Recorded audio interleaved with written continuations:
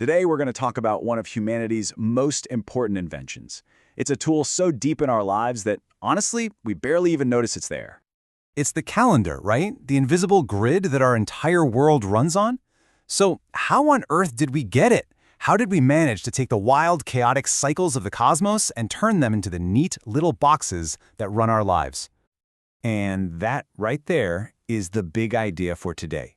We're going to trace this amazing journey of how we went from just, staring at the sky to building a universal system for organizing everything. So, our story starts with a fundamental, really frustrating problem. As our ancestors found out pretty fast, nature doesn't really care about clean, whole numbers. Think about it. Early people, they looked up to the heavens for their clocks. It makes sense. The sun gave them the day and the seasons, the year. The moon gave them the month. The only problem? These two giant cosmic years, they just don't line up perfectly.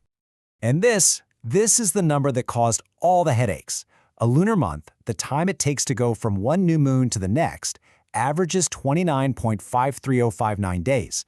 Well, you can't have half a day, can you? So what do? Is a month 29 days long, or is it 30? This fractional mess drove early calendar makers absolutely crazy. Oh, but wait, it gets even worse. See, the moon's orbit isn't a perfect circle, it's more like an oval. So when the moon is a bit closer to us, it actually speeds up, making the month shorter. And when it's farther away, it slows down, making the month longer. This means the length of a month is actually changing all the time. So, how in the world did anyone even begin to solve this? Well, let's take a look at one of the first, and frankly, one of the most brilliant attempts from ancient Egypt. This was the big practical challenge. The new moon is when it's between us and the sun. Its bright side is facing away from us. It is literally invisible. So, how do you possibly mark day one? Their solution was just genius. Instead of waiting for something to show up in the sky, they waited for something to disappear. The very first morning that they could no longer see that old tiny sliver of a moon before the sun came up, that was it. That was day one of the new month. So elegant, and all based on just watching. And we can actually see this system in action. We have ancient records that show they had specific names for the days of the month. This text right here, for example, it confirms that day 15 was called Day of Full Moon. It's proof they had a working system to track the entire lunar cycle, all starting from that moment of disappearance. But, as clever as it was, tracking the moon had a huge flaw.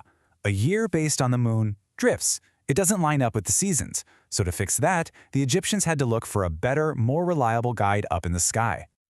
Okay, so a year of 12 moon cycles is only about 354 days long. That's a full 11 days shorter than a solar year. After just a few years, your summer months would start happening in the dead of winter.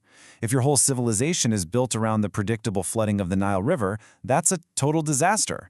You can't plant your planting, you can't harvest, and the government can't collect its taxes. They needed something better. Their answer was to anchor their year to something much more stable, the first annual appearance of the star Sirius. So for about 70 days, Sirius is totally invisible because it rises with the sun. But on one special day, it reappears for the first time, just on the horizon right before sunrise. For the Egyptians, this was a massive deal because it almost perfectly coincided with the annual flooding of the Nile. It was their natural New Year's Day, delivered by the heavens. So what did they do? The Egyptians basically ended up running two different calendars at the same time. They kept the old lunar calendar for all their religious festivals. Those were tied to the moon. But for everything else, for actually running the country, they invented a whole new system, the civil calendar. And the structure of this new calendar was just revolutionary in how simple it was. They completely ditched the messy moon watching and went with a clean mathematical model. 12 months, each one exactly 30 days long. And to get to 365, they just tacked on 5 extra festival days at the very end of the year. Boom. A perfectly stable, predictable year. It was a masterpiece of ancient bureaucracy.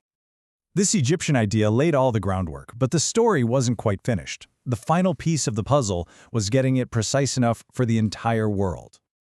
So, the Egyptian 365-day year was brilliant, but it had this one tiny little flaw. A real solar year is actually about a quarter of a day longer. Now, a quarter of a day doesn't sound like much, but it adds up. Every 4 years, the calendar is off by a whole day. Over a century, that's 25 days. So the Egyptian calendar was stable, but it wasn't perfectly locked to the seasons forever.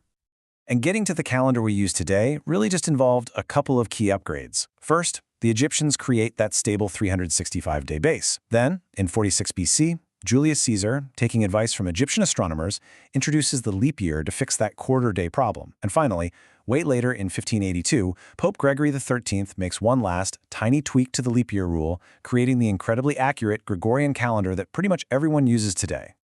And having a global standard was a real game changer. For the first time in history, all of humanity had a single, shared system for keeping time. This innovation was absolutely essential for the rise of global trade, for coordinating science experiments across the world, for the interconnected planet we live on today. So, when you pull it all together, what's the big takeaway? What's the legacy of this journey that took thousands of years? Well, from just staring at an unpredictable moon to designing a system that coordinates billions of people, the calendar is honestly one of our greatest intellectual achievements. We looked at the messy, chaotic cycles of the universe, and we imposed a human order on them. Which brings us right back to where we started. The calendar is so much more than a grid on your wall or an app on your phone.